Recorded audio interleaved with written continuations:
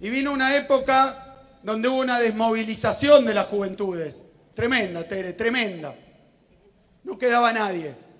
Cada uno en la suya, cada cual atiende su juego, a ver cómo hago para salvarme yo en el marco de una caída generalizada. Y parecía, decían también, el fin de la historia. Lo decían, el fin de la historia. Decían, ha triunfado esta ideología, el neoliberalismo, y llegó para siempre. Por los siglos de los siglos, todo va a ser así. Ajuste, privatización, deterioro y pérdida de empleo formal, reducción de la salud, de la educación pública, para siempre, decían. Y a mí me tocó transitar esa época, yo junto con mucho más, de ahí también recuerdo al Cuervo, en aquella época seguimos militando, pero era difícil, era sacar agua de las piedras, convencer a los demás que te agarrara un volante, que lo leyera, que te escuchara un rato y que pensara que podía haber un proyecto social, colectivo y político. Parecía que no, que era imposible. Y la verdad que muchos se convencieron de que así venía para siempre la historia argentina, de que era para abajo y para siempre.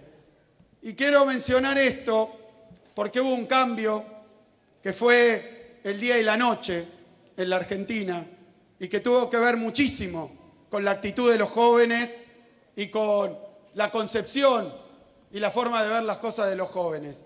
En un momento, tiempo después, con una crisis en el medio, la crisis de 2001, cambió todo. Eso que era desesperanza, eso que era egoísmo, individualismo, eso que era solamente pensar en uno y que te tenías que salvar vos, aún pisando la cabeza de los demás, cambió totalmente. En este país eso cambió y cambió para siempre y fue gracias a Néstor, Carlos Kirchner y a Cristina Kirchner. A partir de ese momento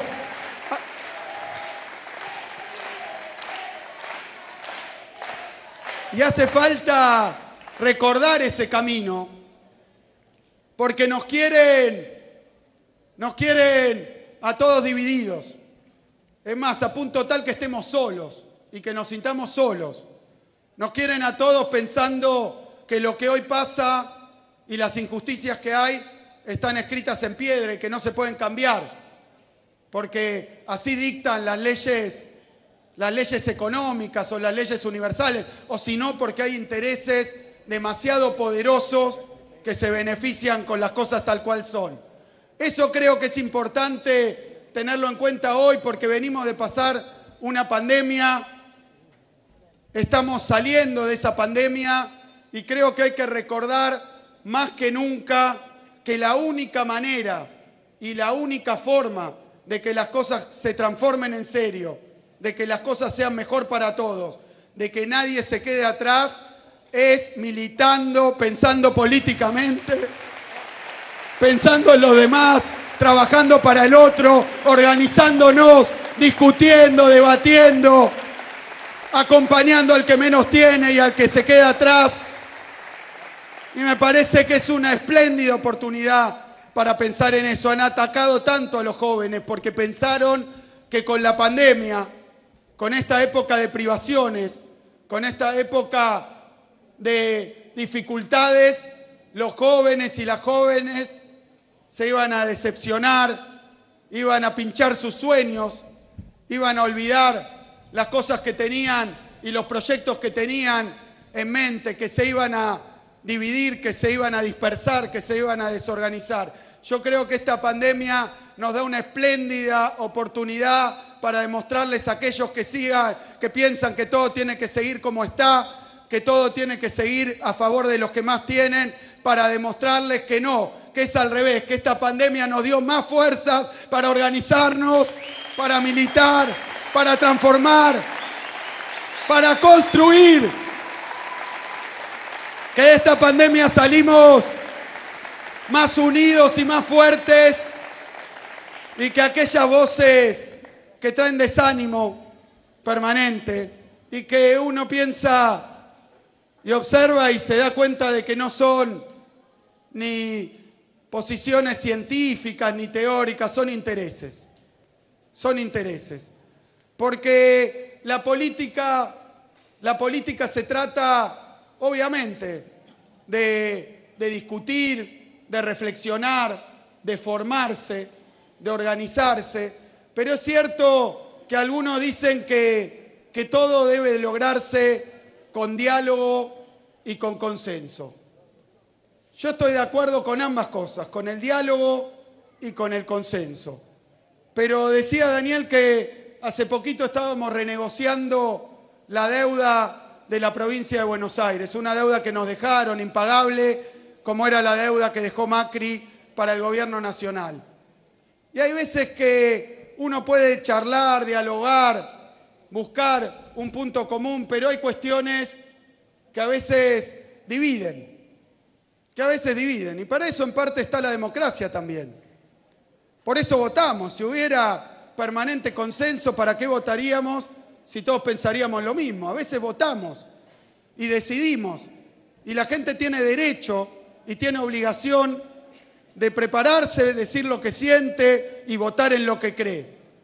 Pero muchas veces el problema que tenemos en la Argentina es que aquellos que hablan tanto del diálogo y del consenso, cuando les tocó gobernar, gobernaron por decreto y gobernaron solo para ellos, para unos pocos y para los amigos. Eso no es ni diálogo ni consenso. Y eso tampoco es representar el interés popular. Representar el interés popular a veces te obliga a enfrentar a los poderosos, a veces te obliga a disputar, a veces te obliga y democráticamente representando a las grandes mayorías populares. Este es un gobierno que va a enfrentar al que haya que enfrentar para resolver los problemas de fondo de la Argentina. Y no es una vocación, de conflicto, y no es una vocación de batalla, pero sí que hay un punto donde hay que decidir. Y creo que hoy aquí nuestros candidatos en Pilar, nuestros candidatos a senador nacional, a senadora provincial, a diputado nacional, todos nuestros candidatos del Frente de Todos tienen esto muy en claro. La pandemia ha sido una época inesperada, insólita, absolutamente fuera de todos los planes y fuera de todos los manuales. Yo digo que ante una situación como esta y de cara con la vacunación, que a pesar de todo lo que dijeron, avanza, avanza y avanza, lo dijo el doctor Goyán y lo hizo. Vacunar, vacunar y vacunar. Esa es la verdadera libertad con la pandemia. Así salimos de esta pandemia. Vacunación universal y gratuita. Vacunación del Estado, vacunas conseguidas por un Estado presente, pero en este momento de salida de la pandemia tenemos que tratar de convencer a todos, tenemos que tratar de sumar a todos, tenemos que discutir y dialogar con todos, pero tenemos que hacer lo que hay que hacer para que de esta pandemia salgamos para adelante, no caminando para atrás, no volviendo a un pasado. No queremos volver a como estábamos en 2019, queremos ir mucho más arriba, queremos que los jóvenes tengan universidades, queremos que la educación sea pública, gratuita y para todos. Queremos que la salud le llegue a todo nuestro pueblo. Queremos que el trabajo sea lo que ordena nuestra sociedad. Hay que salir para adelante. Por eso les pido que vayan casa por casa, puerta por puerta, que nadie pierda la memoria. Nos quieren hacer olvidar que 4 años gobernaron para pocos. Necesitamos una provincia y un país para todos y para todas. Vamos, compañeros, compañeras. La juventud, la militancia, eso es lo que nos va a salir adelante. Muchísimas gracias.